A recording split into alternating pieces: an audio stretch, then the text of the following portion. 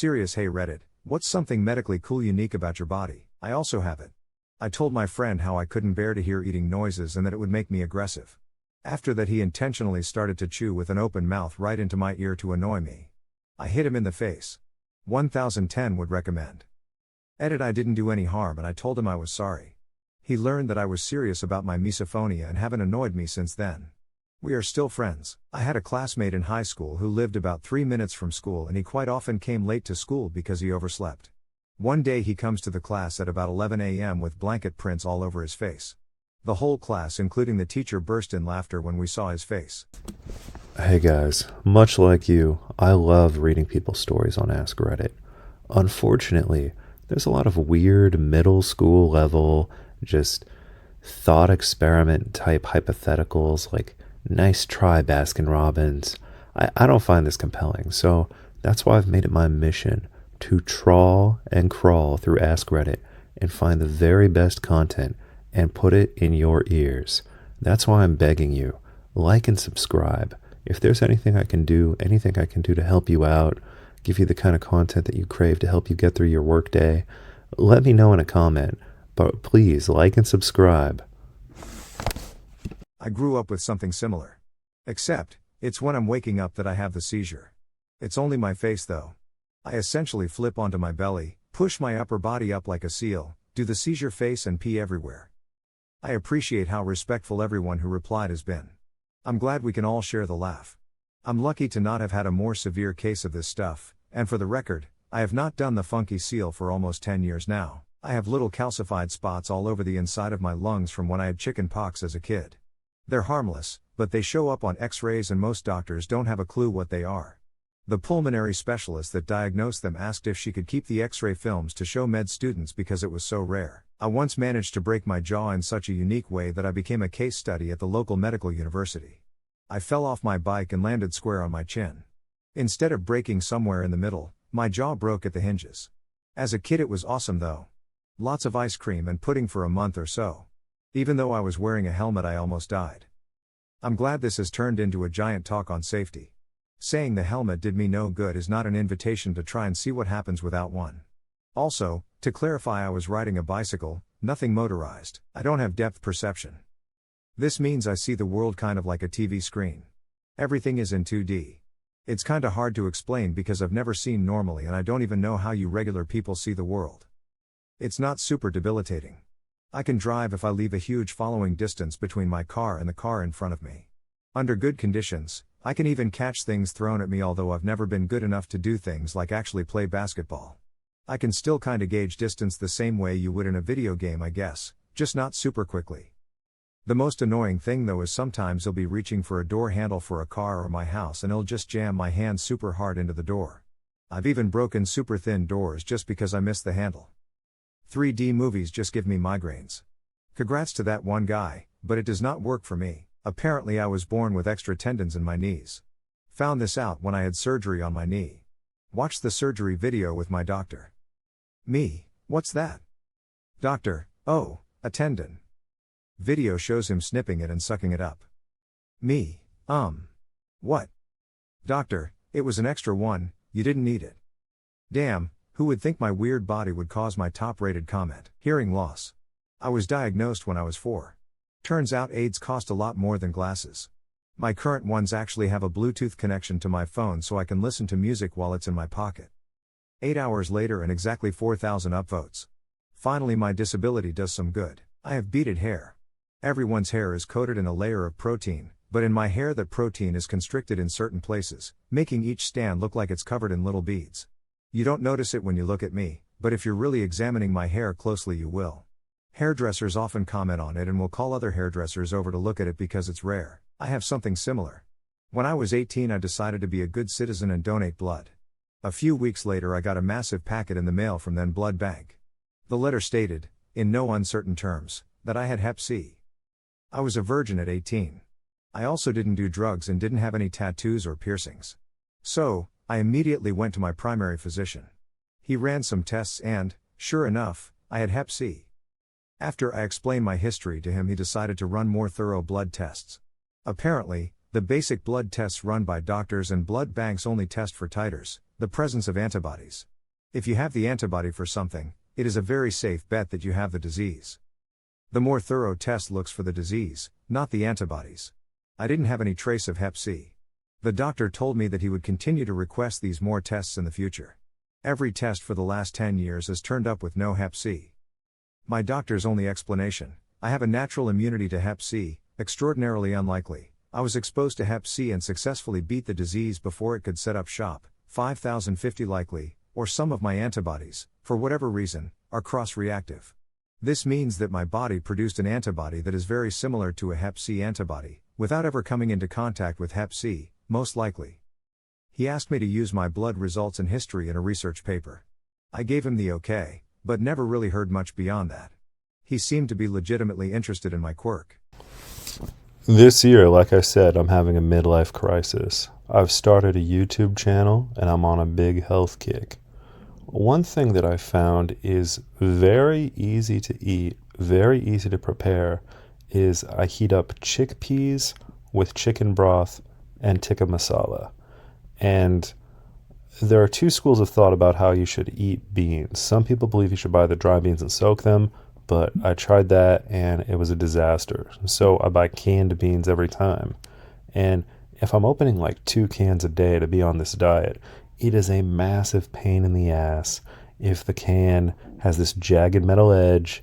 I'm worried if like little bits of metal are getting into my food and going to slice up my intestines.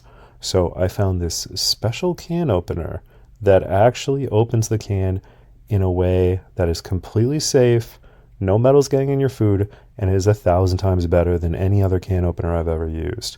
So if you wind up, opening a lot of cans for whatever reason, maybe you've got a cat or something, you must buy this can opener from my affiliate link. I've posted before on AskReddit.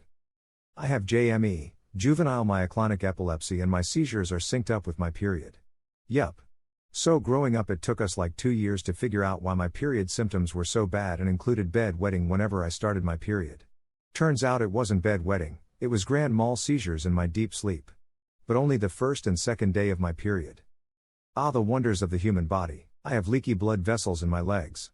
The tiny drops of blood that leak out kind of make it look like I have a mild sunburn on my legs.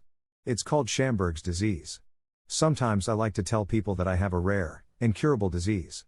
They automatically think it's something tragic, but nope. It's just leaky blood vessels. I had an itching in my eye for a few months. Nothing too bad, just a slight uncomfortably scratchy feeling. One particularly uncomfortable day, I decided to take a look under my lower eyelid and found I had an eyelash follicle that was much lower than the others, and the eyelash it spawned wrapped around the back of my eyeball. I pulled it out with some tweezers and it was nearly 2 inches long. You know that feeling of relief when you pull an extra long piece of snot out of your sinuses? It was kind of like that, but in your eye. My eyes change color, but I have no control over it. Was told about it when I was 8, optometrists thought it was pretty cool at the time. They vary from green to hazel to blue, and occasionally brown. Every so often I have people stop me mid-conversation to say that my eyes are a different color and they've noticed it. It can be pretty funny to see people flip out over the fact. I've been to several optometrists over the last few years, all of which have not been able to give me an explanation for it. To be honest, I think the most likely it's caused by some serious heterochromia which plays optical illusions on people. For those interested, here's a close-up of my eye. Here's my current eye color from the same eye. Now I understand the term RIP inbox. Honestly, I'm so touched and a little awkward about how much y'all seem to like my eyes. I'll try and answer as many questions as I. To the people who are telling me my eyes are photoshopped, good to know they're unbelievable. Have a new, time-stamped photo unprocessed from the camera as my proof otherwise. Not to brag, but I have an undescended testicle, which resulted in me getting a prosthetic ball when I was 16. It's rock solid and does not at all feel like a normal testicle, as the doctors told me it would. In fact, 10 years later it's always uncomfortable and I wildly regret it. All it did was made girls ask what was wrong with me, the complete adverse impact of what I was looking for.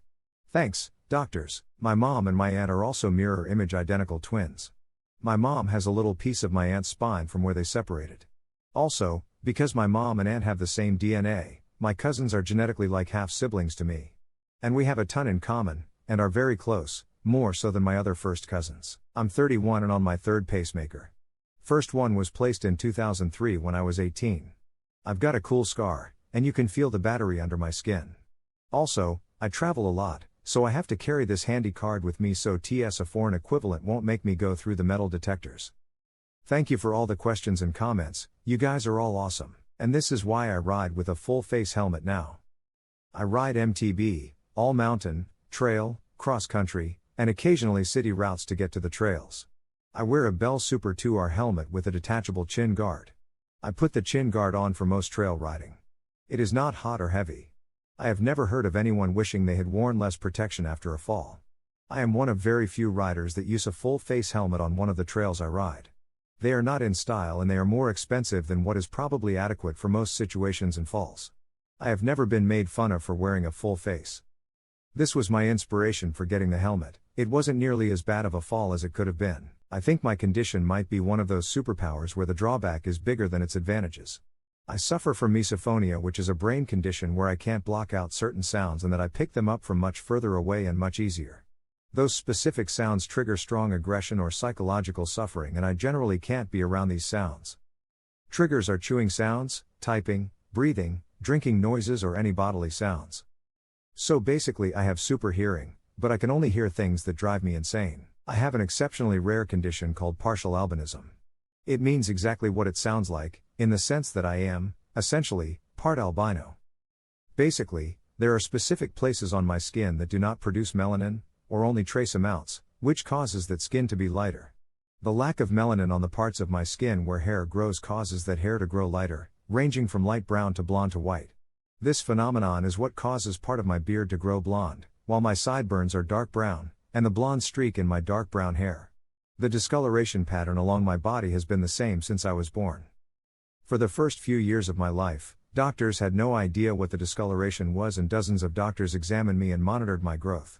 At first, many assumed it was an extremely early case of vitiligo, skin condition that Michael Jackson had, but the key difference was that vitiligo spreads and my discoloration hadn't changed.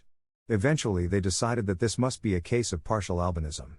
A condition so rare that I have met doctors that have either never heard of it or don't believe me until I show them. My mom told me that when I was like 5 or 6, a bunch of doctors took pictures of me to stick in a medical textbook. To this day I have yet to see them. Edit. Wow, thanks for all the karma, guys. I'll upload some pics this weekend when I get to my computer. Another edit. Hey guys. Wow, lots of feedback and questions. No, it is not piebaldism, and no, it is not vitiligo. It is partial albinism. Here are some pics.